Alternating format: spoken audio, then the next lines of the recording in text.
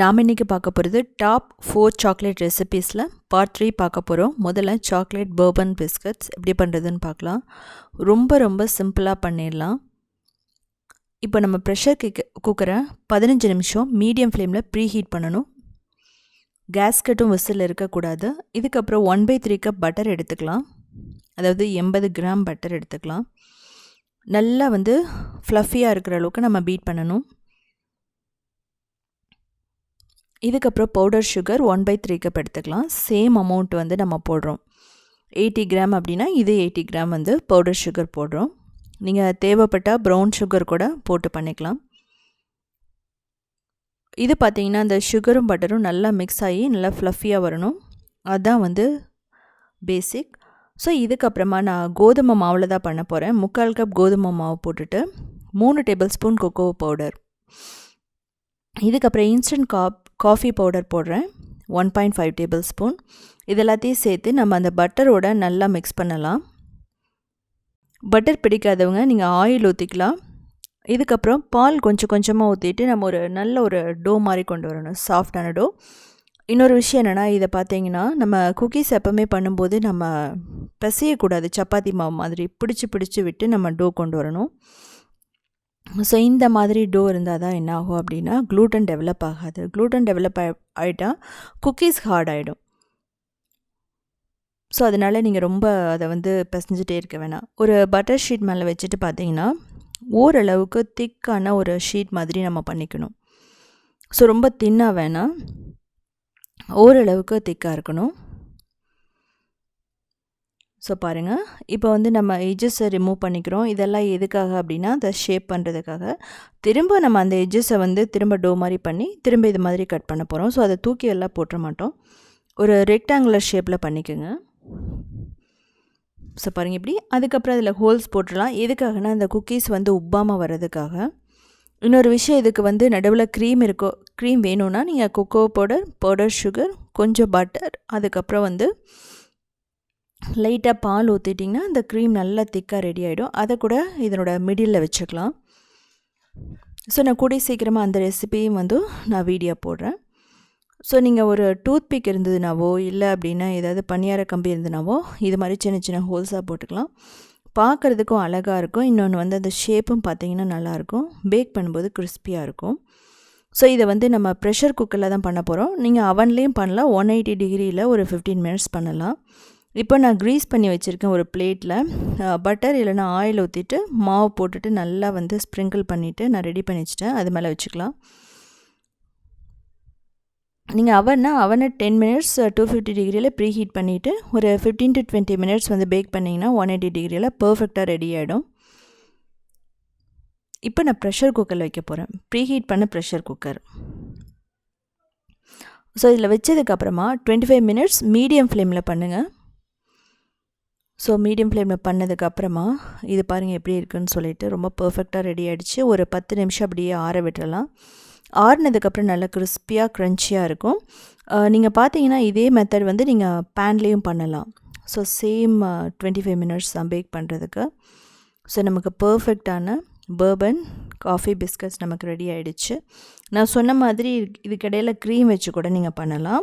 க்ரீமுக்கு பார்த்தீங்கன்னா நான் கொக்கோ பவுடரில் எப்படி பண்ணுறதுன்னு சொல்லியிருக்கேன். இப்போ சுகர் பட்டர் மில்கை வச்சு பவுடர் சுகர் வச்சு எப்படி பண்ணுறதுன்னு சொல்கிறேன். இது எல்லாத்தையுமே மிக்ஸ் பண்ணிக்கோங்க. பட்டர், பவுடர் சுகர், கொஞ்சம் மில்க்கு நல்லா திக்காக பண்ணதுக்கப்புறம் மிடில் வச்சுக்கோங்க. இந்த பிஸ்கட் மிடில் அது ஒரு க்ரீம் பிஸ்கட் மாதிரி ஆகிடும். ஸோ செஞ்சு பார்த்துட்டு கமெண்ட் பண்ணுங்கள்.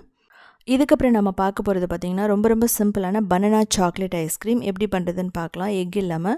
இன்ஸ்டன்ட் காஃபி பவுடர் ஒரு 3 டீஸ்பூன், கொக்கோ பவுடர் ஒரு 4 டீஸ்பூன், நல்ல ஹாட் வாட்டர் ஊற்றிட்டு நம்ம என்ன பண்ண போகிறோன்னா நல்லா பீட் பண்ண போகிறோம். இதுலேயே நான் சுகரு போட போகிறேன் ஃப்ளேவருக்காக.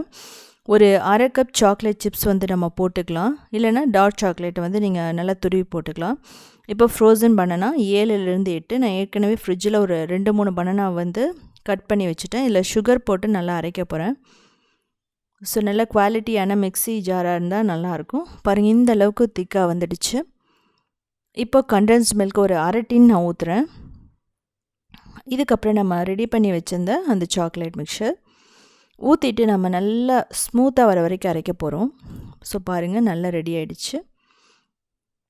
அவ்வளோதான். இதுக்கப்புறம் ஒரு ட்ரேலையோ ஒரு பாக்ஸ்லேயோ ஐஸ்கிரீம் பாக்ஸில் போட்டுட்டு நம்ம ஃப்ரீசரில் வைக்க போகிறோம். எவ்வளோ நேரம் ஆகும்னா ஓவர் நைட் நம்ம வச்சுட்டோம்னா ரெடி ஆகிடும், இல்லை 8 மணி நேரம். இதுக்கு மேலே நான் ஒரு டேஸ்ட்டுக்காக தான் கண்டென்ஸ்ட் மில்க் வந்து ஊற்றுறேன். இது பார்த்திங்கன்னா ஆப்ஷனல் தான். இதுக்கப்புறம் சாக்லேட் சிப்ஸ் வந்து போட்டுக்கலாம், துருவன சாக்லேட் போட்டுக்கலாம். ஒரு 12 மணி நேரம் நான் அப்படியே வச்சிட போகிறேன், அது ஃப்ரீசர். ஸோ பார்த்திங்கன்னா பர்ஃபெக்டாக ரெடி ஆகிடும். ஸோ எப்படி இருக்குன்னு பாருங்கள். ஃப்ரெஷ் க்ரீம் எல்லாம் நம்ம யூஸ் பண்ணல, ஹெவி க்ரீம் யூஸ் பண்ணல, விப்பிங் க்ரீம் யூஸ் பண்ணல, ஆனாலும் பர்ஃபெக்டான banana ice cream, chocolate ice cream ready ஆகிடுச்சு. ஸோ இதை செஞ்சு பார்த்துட்டு கமெண்ட் பண்ணுங்கள். ஸோ பனானாவில் வந்து ஒரு 4 வெரைட்டியான நான் ஐஸ்கிரீம் போட்டிருக்கேன். நீங்கள் போய் க்ரியேட்டிவில் சர்ச் பண்ணி பார்த்துக்கலாம். சவுத் இண்டியன் ஃபுட்ஸில் பார்த்தீங்கன்னா இதனோட ஸ்டெப் பை ஸ்டெப் ஃபோட்டோஸ் கொடுத்துருக்கேன், நீங்கள் சர்ச் பண்ணுங்கள் போய்ட்டு. நல்ல க்ரீமியாக வேலுக்கு பர்ஃபெக்டாக இருக்கும். இதுக்கப்புறம் பார்த்தீங்கன்னா சாக்லேட் கோகோனட் பர்ஃபி 10 மினிட்ஸில் பண்ணிடலாம். தீபாவளிக்கு பண்ணலாம், நார்மலாகவே நம்ம பண்ணி சாப்பிட்லாம். அதுக்கு வந்து கோகோனட், சுகர் எடுத்திருக்கேன், கொக்கோ பவுடர் எடுத்திருக்கேன். அதுக்கப்புறம் ட்ரே வந்து நான் ரெடி பண்ணி வச்சுட்டேன், தண்ணி, அதுக்கப்புறம் பிஸ்தா. ஸோ இதுதான் இதுக்கு தேவையான பொருட்கள். முதல்ல தேங்காய் 1 கப் எடுத்துகிட்டு, ஃப்ரெஷ்ஷான தேங்காய் எடுத்துக்கலாம், இல்லைனா டெசிகேட்டட் கோகோனட் எடுத்துக்கலாம். நல்லா வந்து நம்ம ரோஸ்ட் பண்ணணும். ஸோ அப்போ தான் கொஞ்சம் நாள் வச்சுருக்கோம், 2 நாள் வச்சுருக்கிறதுக்கு வந்து நமக்கு பர்ஃபெக்டாக இருக்கும். ஸோ ரோஸ்ட் ஆகிடுச்சு. நீங்கள் ப்ரௌன் ஆகணும்னு அவசியம் இல்லை, நீங்கள் ப்ரௌன் ஆக விட வேணாம். ஸோ இப்போ நம்ம இதை எடுத்துடலாம், நமக்கு இது ரெடி ஆகிடுச்சு. இதில் பார்த்தீங்கன்னா இந்த சாக்லேட் கோகோனட் பர்ஃபியில் நீங்கள் டார்க் சாக்லேட்டை மெல்ட் பண்ணி கூட ஊற்றிக்கலாம். ஸோ அது பார்த்திங்கன்னா ஒரு மெத்தடு. கண்டென்ஸ்டு மில்க்கு, அதுக்கப்புறம் வந்து இதே குக் பண்ணாமல் அப்படி கூட பண்ணலாம். கண்டென்ஸ்ட் மில்க் ஊற்றி இப்போ 1/2 கப் சுகர் போடுறேன், 1/4 கப் தண்ணி ஊற்றுறேன். 1 கப் தேங்காய்க்கு 1/2 கப் சுகர், 1/4 கப் தண்ணி. இது பார்த்திங்கன்னா ஒரு கம்பிப்பதம் வரணும், ரொம்ப ரொம்ப முக்கியம். அந்த கம்பிப்பதம் வந்தால் தான் நமக்கு பர்ஃபி வந்து நல்லா செட் ஆகும், பிடிச்சி இறுக்கமாக இருக்கும். இல்லைன்னா பார்த்திங்கன்னா அந்த பர்ஃபி வராது. இப்படி வந்து ஒரு கம்பிப்பதம் கண்டிப்பாக வரணும். இதுக்கப்புறம் ஒரு 5 நிமிஷம் நல்லா வந்து தேங்காயும் கொக்கோ பவுடரையும் போட்டுட்டு நல்லா மிக்ஸ் பண்ண போகிறோம். நல்லா பேன்லேருந்து ஒட்டாமல் வரும், நல்லா திக்காகும். அந்த டைமில் எடுத்து ட்ரேயில் போட போகிறோம்.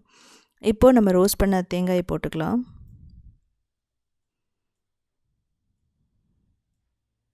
கொக்கோ பவுடர் நான் போடுறேன். இந்த டைமில் டார்க் சாக்லேட்டை கூட மெல்ட் பண்ணி ஊற்ற சொல்லியிருக்கேன். இப்போ பிஸ்தா போட்டுட்டு 2 நிமிஷம் நல்லா மீடியம் ஃப்ளேம் வச்சுட்டு குக் பண்ணுங்கள். இல்லை உங்களுக்கு எந்த அளவுக்கு டைம் வந்து தேவைப்படுதோ, அதாவது அந்த திக்னஸ் ஆகிறதுக்கு, அந்த மாதிரி ஒரு 2லேருந்து ஒரு 5 நிமிஷம் நல்லா மிக்ஸ் பண்ணிக்கிட்டே இருக்கணும். ஸோ இதிலே நீங்கள் நோ குக் பர்ஃபியும் பண்ணலாம். அதாவது தேங்காய் கண்டென்ஸ்டு மில்க் வச்சு நான் சொன்ன மாதிரி எல்லாத்தையும் மிக்ஸ் பண்ணிவிட்டு நீங்கள் அப்படியே ட்ரேயில் போட்டு செட் பண்ண விட்டுறலாம். இப்போ பாருங்கள் எனக்கு ரெடி ஆகிடுச்சு. ஸோ ஈவனாக ஸ்ப்ரெட் பண்ணி விட்டுட்டு ரூம் டெம்பரேச்சரில் ஒரு 1 மணி நேரம் விட்டுடலாம். நார்மலாக தேங்காய் பர்ஃபியெல்லாம் பார்த்தீங்கன்னா ஒரு 10 நிமிஷத்துலேயே ரெடி ஆகிடும். ஸோ மேலே வனிலா லேயர் வேணும் அப்படின்னா கூட நீங்கள் தேங்காய் கண்டென்ஸ்ட் மில்க்கு கொஞ்சம் வனிலா எசன்ஸ் போட்டுட்டு நல்லா மிக்ஸ் பண்ணி மேலே வந்து போட்டுட்டோன்னா நமக்கு ரெடி ஆகிடும். மேலே வந்து ஒரு கார்னிஷ்காக நான் வந்து பார்க்க அழகாக இருக்கிறதுக்காக நான் பிஸ்தா போட்டிருக்கேன். இது உங்களுக்கு ஆப்ஷனல் தான், நீங்கள் என்ன வேணாலும் போட்டுக்கலாம்.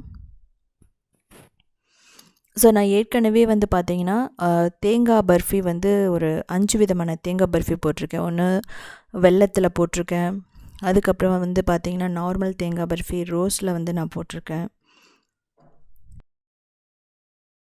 ஸோ இந்த கோகோனட் பர்ஃபி பார்த்திங்க அப்படின்னா ரொம்ப ஹார்டாகவும் இருக்காது, அதே சமயம் ரொம்ப சாஃப்டாகவும் இருக்காது.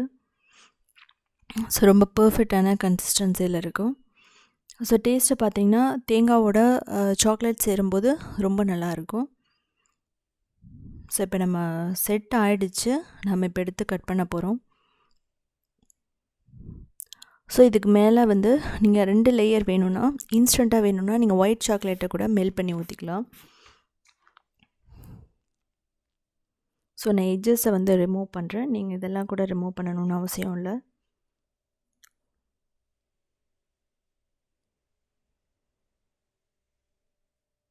ஸோ இதுக்கு மேலே நான் பிஸ்தா வந்து போட்டிருக்கேன், ஆனால் நீங்கள் வந்து முந்திரி போட்டுக்கலாம், இல்லை சாக்லேட் சிப்ஸ் போட்டுக்கலாம், எல்லாமே ரொம்ப நல்லாயிருக்கும். இதுவும் பார்த்திங்கன்னா ஒரு 3-4 நாளைக்கு ரொம்ப நல்லாயிருக்கும். ஸோ நீங்கள் இதை கட் பண்ணும்போது நல்லா சுடு தண்ணியில் டிப் பண்ணிவிட்டு கூட நீங்கள் பண்ணலாம். அந்த நைஃபை டிப் பண்ணிவிட்டு நீங்கள் கட் பண்ணிங்கன்னா கட் பண்ணுறது கொஞ்சம் ஈஸியாக இருக்கும்.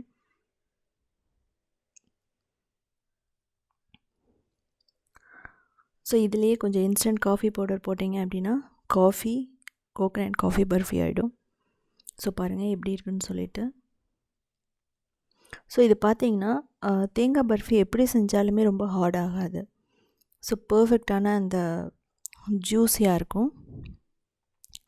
ஸோ நம்ம ஃப்ரிட்ஜில் வச்சோன்னா ஒரு 2 வாரம் வரைக்கும் நம்ம வச்சுட்டு யூஸ் பண்ணலாம். நீங்கள் வெளியே வச்சிங்க அப்படின்னா ரூம் டெம்பரேச்சரில் ஒரு 2-3 நாளைக்கு ரொம்ப பர்ஃபெக்டாக இருக்கும். ஸோ இதனோட பொருட்கள் என்னென்னு சொல்லிட்டு நான் கொடுத்துருக்கேன், நீங்கள் பார்த்துக்கலாம். ஸோ இது வந்து பார்த்திங்கன்னா ஒரு யூனிக்கான பர்ஃபின்னு சொல்லலாம். இதுக்கப்புறம் வந்து எக்லெஸ் சாக்லேட் டெலியா குக்கீஸ் எப்படி பண்ணுறதுன்னு பார்க்கலாம். அதுக்கு முதல்ல பட்டர் எடுத்துக்கலாம். பட்டர் பார்த்திங்கன்னா சாஃப்டாக இருக்கணும்.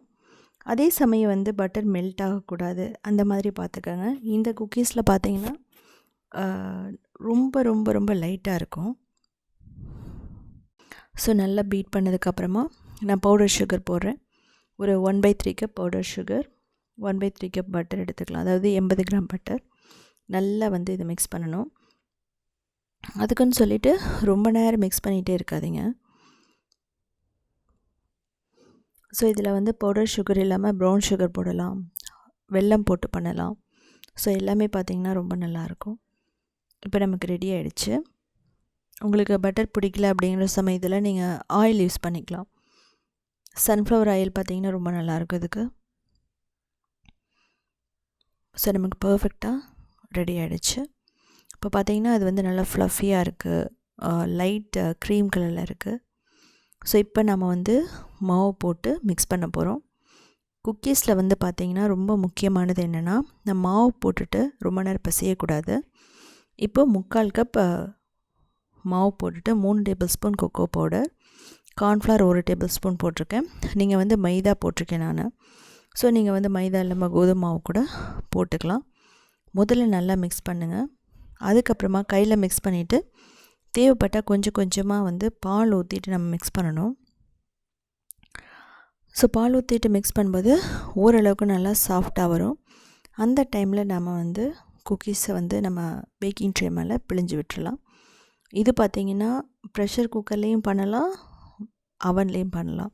ப்ரெஷர் குக்கர்னால் 10 மினிட்ஸ் லோ ஃப்ளேமில் ப்ரீ ஹீட் பண்ணிக்கணும், கடாய் ஆர் ப்ரெஷர் குக்கர். அதுக்கப்புறம் ஒரு 20 மினிட்ஸ் லோ ஃப்ளேமில் நம்ம பேக் பண்ணிக்கலாம், ப்ரெஷர் குக்கர்லேயும் கடாயிலையும். இதே அவன் அண்ட் ஓடிஜி அப்படின்னா 10 மினிட்ஸ் 250 டிகிரியில் ப்ரீ ஹீட் பண்ணிவிட்டு 180 டிகிரியில் என்ன பண்ணணும் அப்படின்னா ஒரு 15 மினிட்ஸ் நம்ம பேக் பண்ணிக்கலாம். ஸோ இப்போ நமக்கு பர்ஃபெக்டாக அந்த மாவு ரெடி ஆகிடுச்சு. இது பார்த்திங்கன்னா ஓரளவுக்கு ஸ்டிக்கியாக இருக்கணும். அப்போ தான் வந்து நம்ம பைப்பிங் பேக்கில் போட்டுட்டு பிழியறதுக்கு ரொம்ப பர்ஃபெக்டாக இருக்கும்.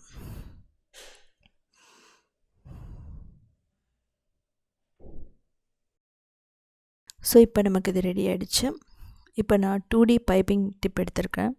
அது ஒரு பைப்பிங் பேக்கில் போட்டுட்டு அதுக்கு மேலே நான் அந்த மிக்சரை போடுறேன், சாக்லேட் மிக்சரை.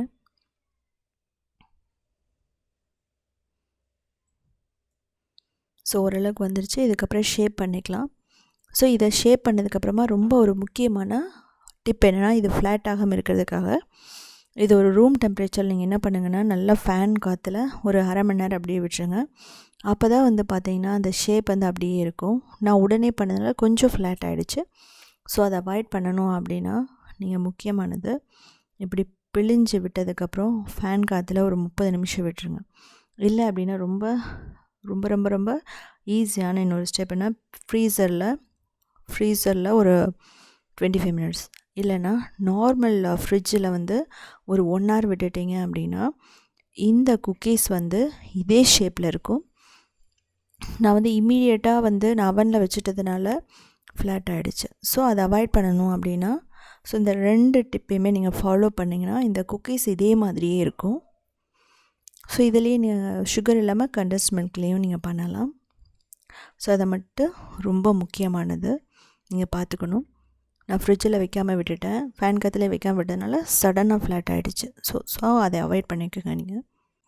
இந்த குக்கீஸ் பார்த்தீங்கன்னா 1 வீக் வரைக்குமே பர்ஃபெக்டாக இருக்கும். ஸோ இப்போ எடுத்து நான் வச்சிடுறேன்.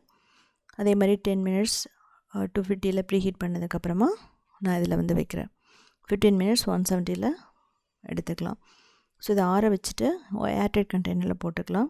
ஸோ டேஸ்ட் வந்து மாறாது, பட் கொஞ்சம் ஃப்ளாட் ஆகிடுச்சு. ஸோ செஞ்சு பார்த்துட்டு கமெண்ட் பண்ணுங்கள்.